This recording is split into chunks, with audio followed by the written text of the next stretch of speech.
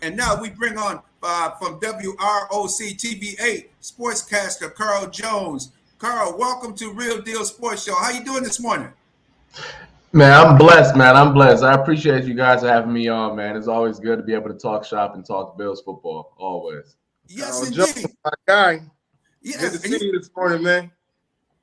You had an excellent analysis of Rasul Douglas. And can you take us through why you think the Buffalo Bills making a trade with the Green Bay Packers for Rasul Douglas? Yeah, well, once Trey White went down, I think there was a need for another corner. Once they kind of felt that Elam couldn't really fill the void that they desired as that corner opposite of Christian Benford that they had that plan going into the season, right? So that was first and foremost. And then they kicked the tires on a bunch of corners. Jalen Johnson, notably from the Chicago Bears. Apparently, the asking price just wasn't something that the Bills were too enthused with. I know there are a couple of other guys around the league. I'm sure everyone, all 31 teams asked about Patrick Surtain, but this is not Madden. This is the real world when it comes to getting a guy of that caliber. But when it comes to Rasul Douglas, he brings something that the Bills defense, quite frankly, hasn't had since Trey White was healthy a few years back, which is a playmaking cornerback, someone who can take the ball away. 10 interceptions in the past 3 years. That's third in the NFL for all defensive backs during that time span. For how well Christian Benford has looked over the first year and a half in the NFL, he hasn't been a guy who takes the ball away consistently. Same with Dane Jackson since he's been in the NFL. And you can play as well as you can be all get out at cornerback, but taking the ball away is still a huge, huge deal at that position because it's so hard to play football anyways, defensively. So taking the ball away at least helps you out, and getting the ball back to Josh Allen is always a good thing. So I think first and foremost, when you just turn on the tape, you see a ball hawk and a guy who takes the ball away, which is always premium in the NFL. For someone of that nature, do you think he fits into the system of that zone type coverage that the Bills like to use? 100%. For those at home, the Packers ran zone coverage at 77% of the time defensively when he was there. The Bills also ran it 77% of the time. So it'll be a seamless fit in terms of a cornerback who's always has his eyes to the football. Because I will say it is a bit of a transition playing the position with guys who always have their back to the football, always guarding a man, as opposed to eyes on the football, eyes on the quarterback, and reacting that way. It is a transition. Just like for the past year and a half, we've seen how Elam has probably struggled a little bit in his transition from man-heavy scheme that he played at Florida in college. Sean McDermott asked you to be a zone-heavy guy and always have your eyes back to the quarterback. So Rasul Douglas will have no problems with that. He is a he's a high IQ player in terms of that stuff. You can tell when you watch his tape, he's very reactionary, he's heady, he's smart, and the raw concepts develop in front of him, and he's able to diagnose that stuff at a high level. To that point, Carl, how many weeks do you think it's going to take? I know it's going to be a seamless fit as far as the scheme fit, coming from a scheme, going to the Buffalo Bills scheme, a Sean McDermott scheme. How many weeks can Buffalo Bills fans and Bills Mafia expect him to really gel together with that glue, I call it back there, that super glue and the Micah Hyde and the Jordan Poyer and the Christian Benford playing together for so long and so many years? How long will it take for him to really glue into that gel? Yeah, now hear me out when I say this, because having played corner is my baby. I love everything about the position, right? Mm-hmm. I think it's the second hardest position to actually physically play in football outside of quarterback. But in terms of learning the position, like on a playbook, I think it might be the easiest because there's only a couple things that you can do on a snap by snap basis. You either guard the man in front of you or you get back. Like there's not a lot of things for a cornerback to do on a snap by snap basis. I know that the hardest transition for him is probably some of the signals, some of the hand signals, some of the minute details that change from defense to defense. I'm not making any predictions on terms of when he'll play because, they might need him this weekend. Cincinnati has a high potent offense, and you're going to need all of your guys in the secondaries, and they hamstrings warmed up when you got T. Higgins, Jamar Chase, and Tyler Boyd and company coming. We got to go down there in Cincinnati. But in terms of when you see him at his fullest potential, probably 2 weeks, I'd say. Mm-hmm. But I would not be shocked whatsoever if he's out there Sunday. Hey, Sean McDermott's going to be like, hey, man, it's man this play. All right, guard the dude in front of you. All right, it's cover 3. Get deep. It's cover 2. Sit in your flat. He's been doing that his entire life. It's much, much different than a quarterback who has to learn the entire playbook or a receiver. cornerback is not that hard on the brain in terms of learning the defense. Okay, right. Absolutely. And let everybody know, Carl Jones, you were a defensive back for Syracuse University, correct? Yes, I was. I played cornerback at Syracuse, a little safety too there, 1 out of the 4 years there. 2016 to 2019. I'm hurting right now even having to say that because we had a tough loss to Boston College last night. Yeah. Down to the wire. But regardless, riding with my orange through thick and thin. But yeah, it's my baby. I've been playing the position, fell in love with it, everything about it, man. Physical, the mental side of it, the swagger, all the good type of stuff.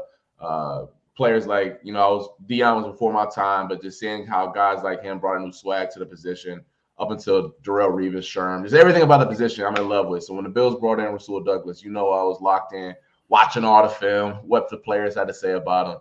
I was very excited, and still am excited about the move. And what is it that makes Micah Hyde and Jordan Poyer so good? Every time I go to the visiting locker room, they say they're the best at disguising the coverages. It's instincts. It's quite frankly that. I know Brandon Bean earlier this week, when referring to Rasul Douglas and what he brings to the table, he said he's an instinctual player. And I was one of the players who not necessarily got this part of the game, but I'll never forget when a coach told us back at Syracuse, there are some things that I can't draw up for you out there. You're just going to have to be able to react out there and be a football player. Mm-hmm. And we've all heard the phrase, be a ball player, right? Just go out there and make a play. Well, that's much easier said than done when it doesn't come innate. When some of the stuff that coach doesn't write for you on the whiteboard, you got to go up and beyond a little bit, right? And Jordan Poyer and Micah Hyde are the definition of that. There are some things where Sean McDermott, quite frankly, can't hold your hand out there for. So what are you going to do to go above and beyond to make sure that the defense is executing at a high level? And they've seen it all. They've been in the league about 10 years at this point, both of them. They've seen everything, very experienced players, smart players. And the fact that they're able to disguise those coverages, because quite frankly, once again, I love the secondary, everything about it. But when you watch the film back, you still are like, wait a second. What coverage are they running here? Just because of how well they're disguising a pre-snap. So watching those guys play is just a treat to see, man, because they do a phenomenal job. They may not impress you with the physical aspect of the game. Neither guys are 4'3". Neither guys are jumping out the gym, right? Kind of old. Right. And especially not at the ages that they're playing right now.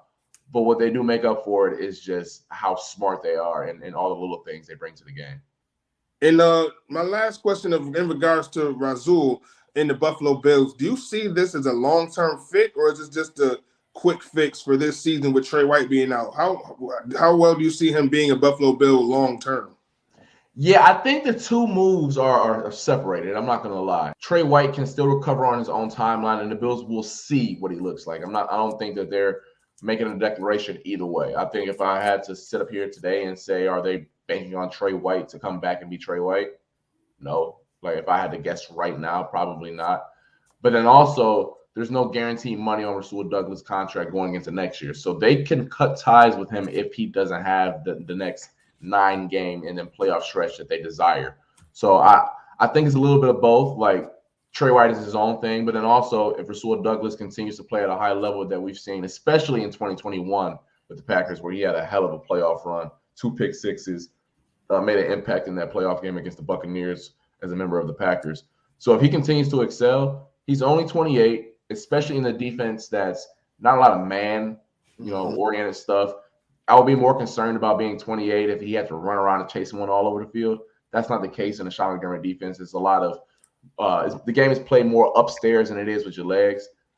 So, I mean, if he plays well, I can definitely see the Bills bringing him aboard because now you have Christian Benford, who you can still see improving, and then Rasul Douglas, who has proven in this league that he can play. Absolutely, and still, do you think Kaiir Elam? Do you think I know Brandon Bean said in his press conference the other day that he said, "Hey, he remember Josh Norman." He said it wasn't until Josh Norman's 3rd year that the light bulb went off, and that let me know. So, okay, so it's more of a mental learning there. It's more of the mental aspect of the game. What you were just saying that it's more of a head game. Do you think he still would be? Because he's a great athlete. The guy is fast. He has all the attributes. But do you think this with some players it takes longer than others to garner this type of system? For sure. And at this point, I don't know, and this is all speculative. I'm not in Kyrie Elam's headspace, and I got too much respect for sports to act like I am. But I think at this point in the game, it was his issue is all upstairs. I don't think it is really anything physical related, just because being any profession, right? We can take this to our jobs or any other person working at home. Once you get in that rut, it is really, really hard to get out of it, especially when you work so hard throughout the week and you don't see the return on game day, quote unquote, whether that's your job or in his case, Sunday, right?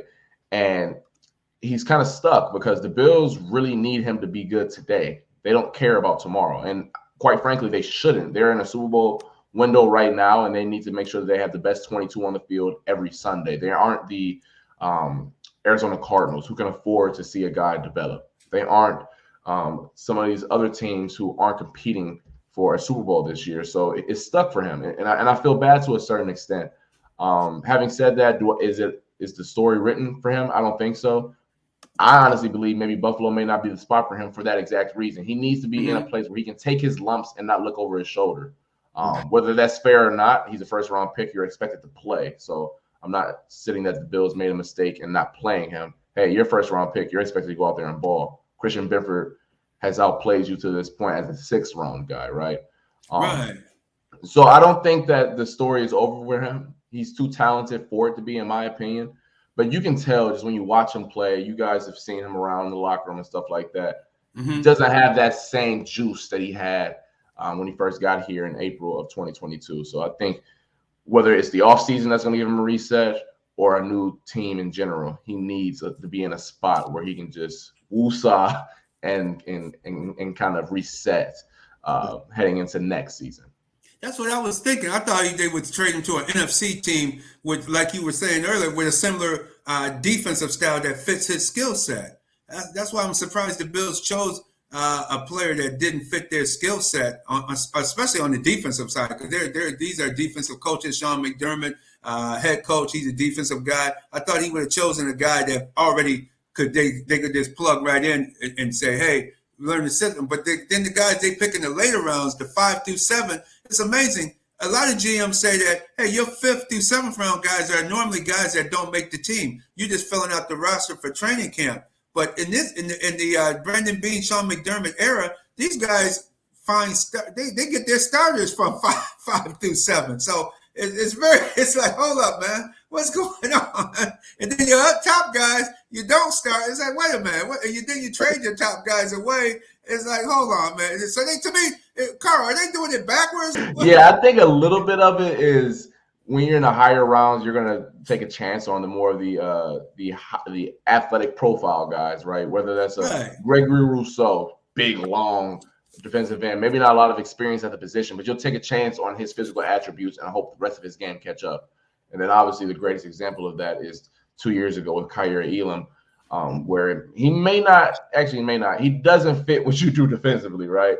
But you're hoping that what he does defensively is so great that you can maybe transition your defense a little bit, because don't get it twisted. If Kyrie Elam was the great fit in a lockdown corner and may not be the perfect fit zone-wise, what the Bills do, they would change their defense to make sure that Kyrie Elam can still be a lockdown man corner and be a benefit to this defense. He just quite frankly hasn't done any of it, whether it's man or zone, at a high level to rectify the Bills putting him on the field. So I do think, because look, I don't think it's a scheme fit, right? However, he still hasn't shown in his man reps. I mean, I think it's a little unfair to say this, but the Calvin Ridley game was a good example of that, where that was a situation where you are a man. Like, this is a good fit for you, supposedly, right? And at that game, Ridley's a ball player. I mean, I think he's a player that we kind of forget about because he was gone for 2 years, but that boy can ball. And that was an example of a game where, hey, everyone at home, I just want to let you know, this is what Kyrie Elam is his strong suit, and he didn't have a great game. So, like I said, and we all alluded to, a mental reset, because that's what's needed from him right now.